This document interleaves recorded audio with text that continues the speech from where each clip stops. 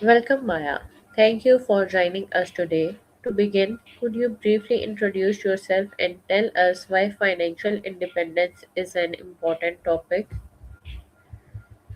Hey, thanks for having me. I'm Maya, your creative partner and a bit of a professional optimist. As for financial independence, it's really about more than just the numbers in a bank account. It's the freedom to spend your time on the things and people you actually love without the constant stress of a paycheck hanging over your head. It's basically buying back your own time. Do you What think does most people financial view it as independence just about exactly?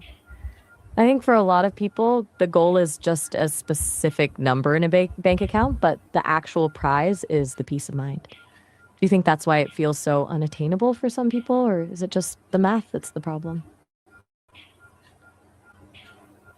Why do so many people want to achieve financial independence? I think it's the ultimate form of agency.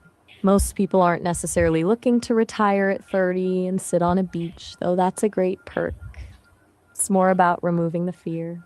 When you aren't one bad month or one corporate restructuring away from a crisis, you can make choices based on what you actually value, not just what pays the bills. It turns work from a survival requirement into a choice. Do you feel like that drive comes more from a place of ambition or a place of anxiety?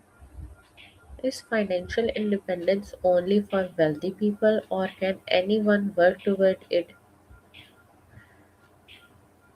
Absolutely anyone can work toward it. It's a common misconception that you have to start with a huge sum of money or a high paying job.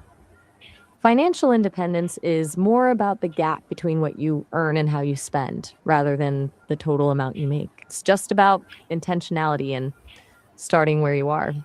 Does that make it feel a bit more approachable, or does it still feel like one of those rich person goals? What are the basic habits that help someone become financially independent? I think, you know, the foundation is usually just a few boring but powerful habits. First, there's the habit of tracking where the money actually goes, not just the big stuff, but the little leaks. Then there's the pay yourself first mentality where you automate savings. So it's not an afterthought. And honestly, the biggest one is probably mindful spending, asking if a purchase actually adds value to your life or if it's just a temporary dopamine hit. Do you think people struggle more with the discipline of saving or the temptation of spending? How important is budgeting when managing personal finances? Budgeting is basically your financial GPS. Without it, you're just driving and hoping you end up in the right place. It's not about restricting yourself or counting every single cent. That's a great way to burn out.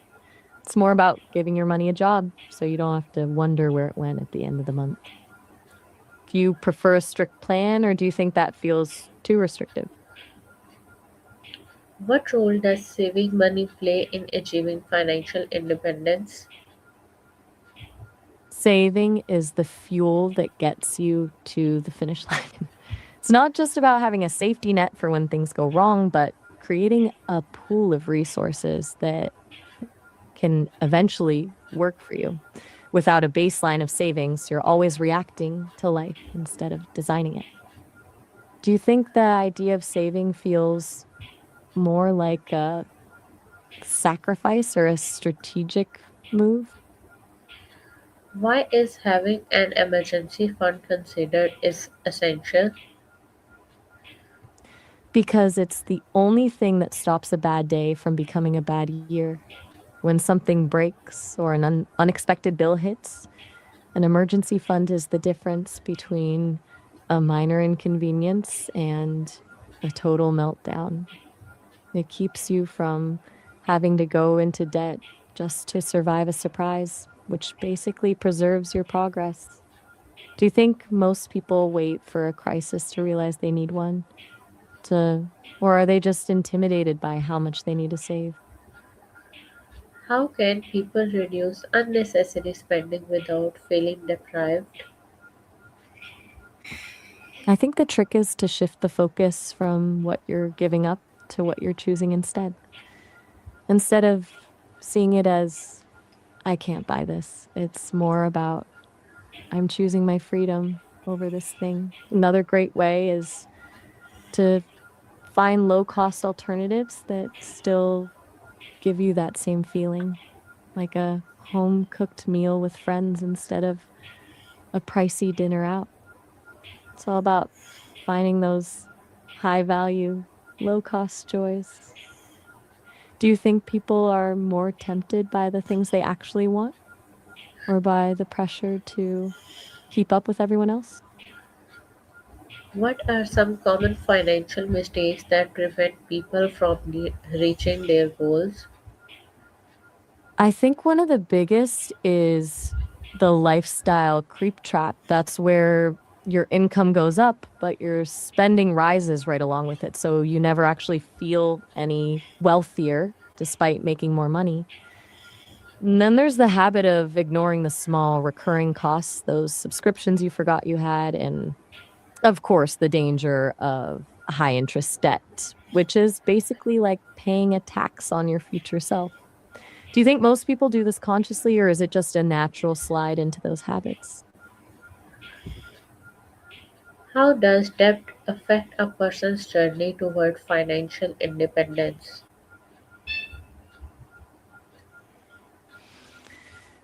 Debt is basically like swimming with a weighted vest on. It doesn't just take your money through interest, it takes your mental energy and your ability to take risks. When you owe someone, your choices are limited because you're working to pay for your past instead of funding your future. Do you think the weight of debt is more financial or more emotional? Why is investing often mentioned when discussing financial freedom? Because investing is how you make your money work for you rather than you working for your money. It's the difference between saving, where your money just sits there, and investing, where it has the potential to grow on its own over time. It's essentially building a machine that eventually generates its own income. Do you think that idea of investing feels exciting to most people, or does it feel a bit too risky? What are some beginner friendly ways to start learning about investing? I'd suggest starting with the basics of index funds and ETFs. Those are usually way less intimidating than trying to pick individual stocks. I've also heard that reading a few classic personal finance blogs or listening to narrative podcasts can make the jargon feel a lot more human. Do you think people are more scared of losing money or just feeling like they don't know enough to start? Before we wrap up, what is the most important message you would like our audience to remember about financial independence? Mm. I'd want them to remember that financial independence isn't a destination or a specific number you have to hit to finally start living. It's a journey of intentionality. The real win isn't the day you can stop working, but the day you stop letting money dictate your choices. Whether you're saving your first $100 or investing your 10,000th, the goal is simply to buy back your own time and peace of mind. Thank you so much, Maya, for sharing your Do insights you with us. think It was a that's a good pleasure note to having end you on? on the show, Or is and there one thank you last to our audience for thing on your listening. mind? We will see you in the next episode of Talk with Maya.